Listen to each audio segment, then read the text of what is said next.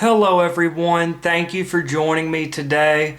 This is Taliesin McKnight, and today I would like to talk about the difference between the modern scientific rational point of view as opposed to the realm of myth and metaphor, symbolism, mythology. Is there really a big difference between our modern worldview and the ancient primitive mythological perspective? And perhaps if we want to understand mythology, if we want to understand the esoteric wisdom of the ancients, then it's important to be able to look at things from this mythological, symbolic perspective. The realm of myth and metaphor is something that we're not very accustomed to today. For example, the ancients looked at the rising sun, and this is talking about the book of nature. You'll hear people that are into Western esotericism, Rosicrucianism, things like that, talk about the book of nature and the affinities between the microcosm, the individual, man, and the macrocosm, which is the cosmos, nature.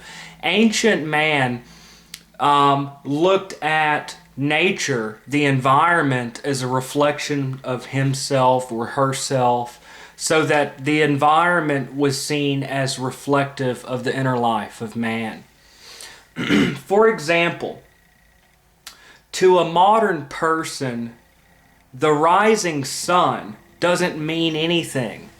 The rising sun is just the earth spinning and the light of the sun, which is a star shining on the earth. It doesn't mean anything. If you were to ask a modern person, most of us, what does the rising sun mean? What does the setting sun mean? People would look at you kind of funny and say it doesn't mean anything. It's just the earth rotating, okay?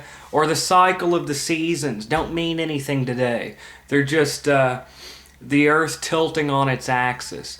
But to ancient man, this was deeply symbolic. Most religious scholars seem to think that the ancients were stupid, that the sun god was born each morning at sunrise and died each evening. They seem to think that it's absurd that primitive man believed that the sun was a god that was born and died. So they seem to have the perspective that primitive man was stupid, and that he was just trying to explain the environment, that a god was born and died. And that may be the beginning of religion, may have started out that way. But there is a deeper look at this. To the ancients, sunrise was birth. Okay, noon was the heat of the sun was very strong. This is the middle of life, maturity, the height of power. And at sunset, this was viewed as death and going into the underworld. So the daily cycle of the sun was viewed as a life cycle. Each morning you have birth, you have maturity, death at sunset, and then the sun god goes into the underworld. So the daily rotation of day and night was viewed as symbolic of a life cycle. Now you notice that in the morning with sunrise, people wake up in their beds. They seem to be coming to life from death. And then we get up and we get ready for work and we're active in the middle of the day. And this is the maturity. This is the height of life. Now when the sun sets, most people, especially in ancient times when they didn't really have, electricity, at sunset, this began, people would go into their homes and relax. This is old age. And at nighttime, we would go to bed. We would lay down and go to sleep. We appeared dead. So going to sleep at night was seen as death. and waking up in the morning was birth. So our daily cycle as human beings looked a lot like birth, growth, decay, and death. Just as the sun, the daily passage of the sun around the earth, as they believed, was a cycle of life, a life cycle. The passage of the seasons was viewed as a life cycle. If you were to ask a modern person, what does the falling leaves of autumn represent? What does it mean? A modern person would say it doesn't mean anything. It's the earth tilting on its axis, and in the northern hemisphere we're going away from the sun, and so the plants are losing their leaves. So today, it's hard for us to understand. What does autumn mean? It doesn't mean anything. But to the ancients, again, this was a life cycle. Okay? In the autumn, the leaves fell off the trees. The plants seemed to die. You had the harvest where you would cut down and harvest plants. This was death. And in the winter, all the plants appeared to be dead. It's not fertile here in the northern hemisphere. So you have a cycle of death. And in the spring, we would plant seed into the ground, which must have looked like planting seed in the womb, and the earth would bloom with life. This is birth. This is youth. And in the summer, the plants would be in the height of their power and die each autumn. So to the ancients, the world seemed to die each autumn and winter, and the earth was reborn each spring and grew in the summer. So you could see how the year was viewed as a life cycle. Sunrise and sunset was viewed as a life cycle. So we internalized what we observed in the environment and viewed it as a life cycle, as deeply symbolic.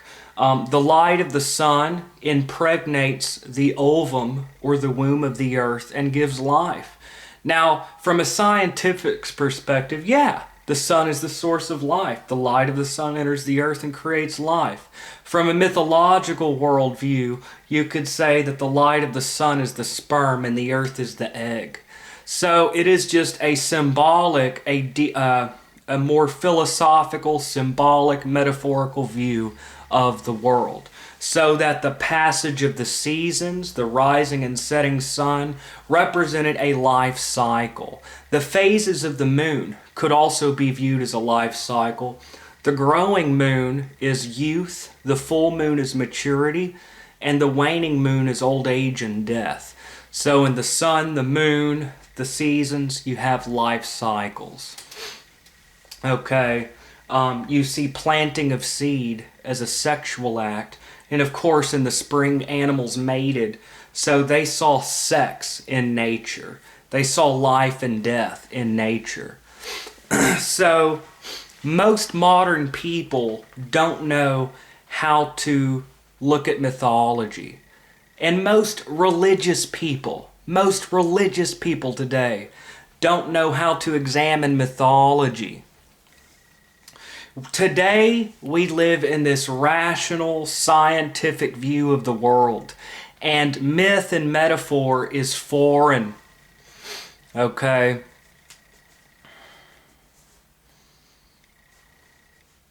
Okay, take the story of Persephone.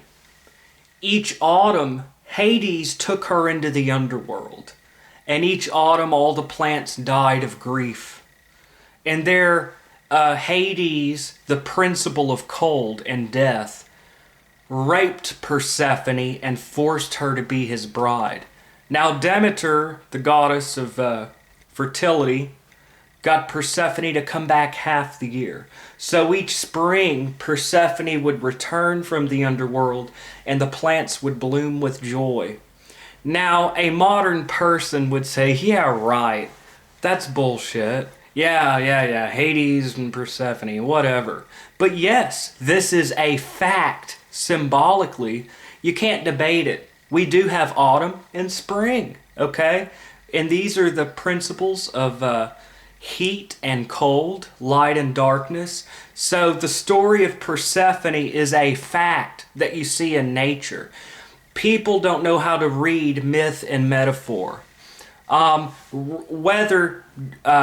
hope I don't offend any Christians by looking at this from a mythological perspective, but I'm not trying to offend. I'm just looking at this as another example, a possible example from a religious perspective. Whether or not Jesus was really betrayed by Judas at the Last Supper is, from this perspective, irrelevant. History is something that happened way back when. Mythology is something that is part of the human condition. It's universal to the human experience. Whether or not Osiris was really betrayed by Set, historically, in Egyptian mythology, is irrelevant. What is relevant is that betrayal is something that we experience every day. Betrayal is universal to the human condition. You have the struggle between Horus, the principle of light, and Set, the principle of darkness. Now, whether or not Horus and Set in Egyptian mythology are really battling it out, we do have a struggle in the day and night between light and darkness. This is a real struggle, okay? Mythologically, light and darkness battle it out every day. And we also have an inner struggle with our own lower nature. We have the id and superego. We have our cravings and our moralizing impulse. So we have an inner struggle within ourselves. The ancients noticed duality in nature. Of course, in a day, you see day and night, okay, hot and cold. You see light and darkness, the sun and moon. And throughout nature, you see male and female, okay? Now, the ancients saw this duality in the environment, so they reflected this introspectively and saw an inner struggle, an inner battle. So the point of what I'm saying is that mythology is myth and metaphor, symbolism, and it is not to be looked at in the same way that we look at the world today. Okay, so if you ask someone, do you believe that Persephone was taken by Hades? They'd be like, no. But yes, the principle of cold does take fertility each autumn, and it returns each spring. So yes, Persephone is stolen away and raped by Hades. Okay, the god of the underworld, of death.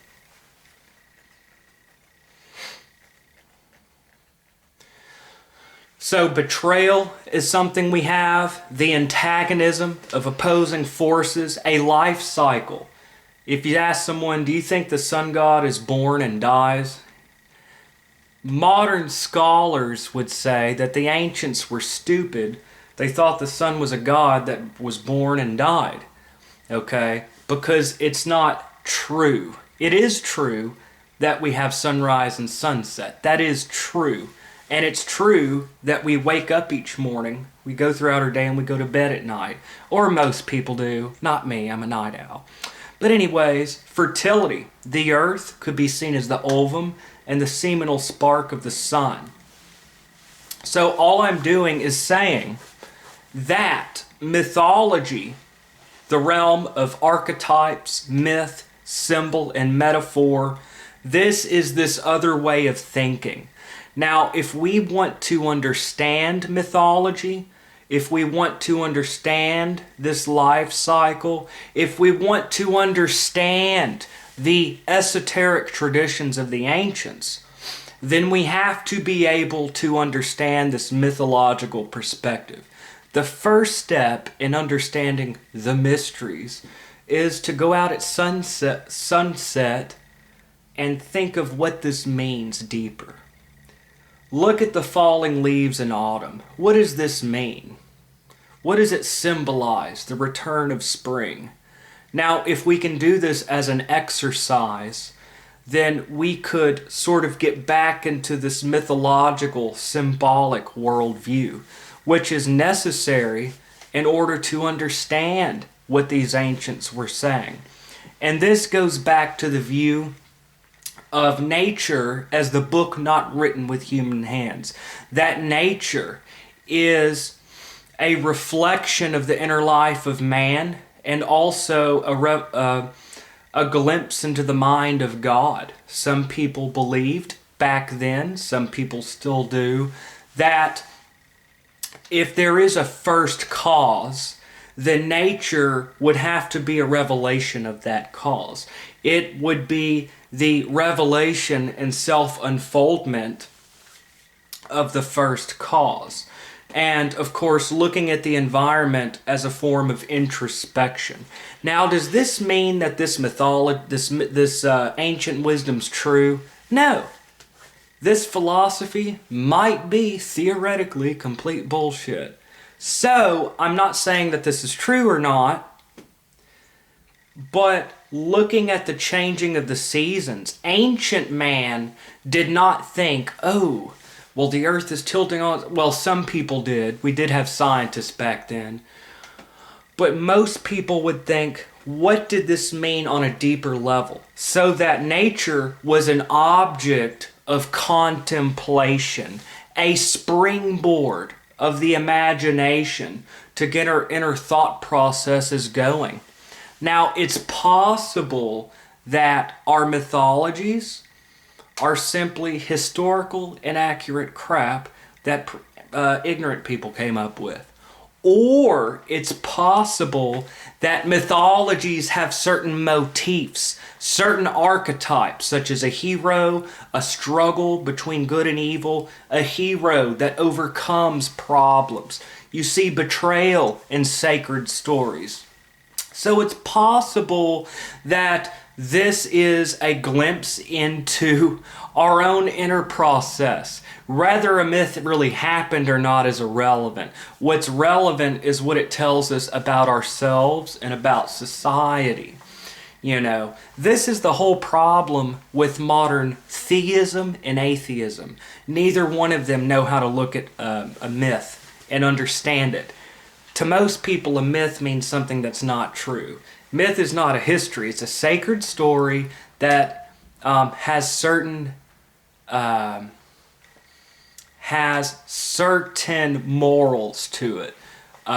It speaks from a certain point of view. For example, an atheist would ask a Christian, do you really believe that there was a talking snake and that we die because we ate of a fruit?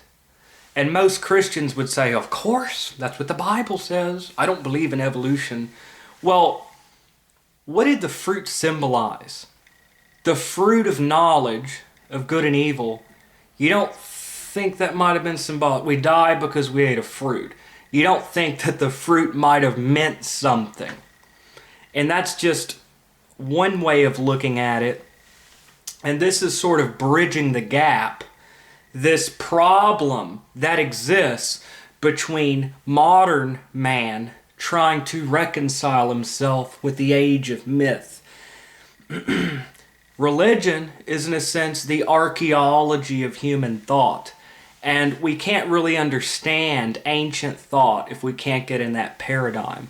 So anyways, the book of nature, mathematics was viewed as symbolic. For example, in Pythagoreanism, the one was the monad. It represented undifferentiated unity. It represented unstructured wholeness. It is the ground of being. Whereas the number 2 in math back then was viewed as the introduction of difference, contrast. This versus that, expansion and contraction, masculine and feminine, hot and cold. This is the beginning of difference. And the number 3 was the reconciliation of opposites. A man and a woman come together to create a child. Now, a modern mathematician doesn't think along those lines. Or chemistry could be viewed as a symbolic inward process. The planets represent different forces within our psyche. More than just planets.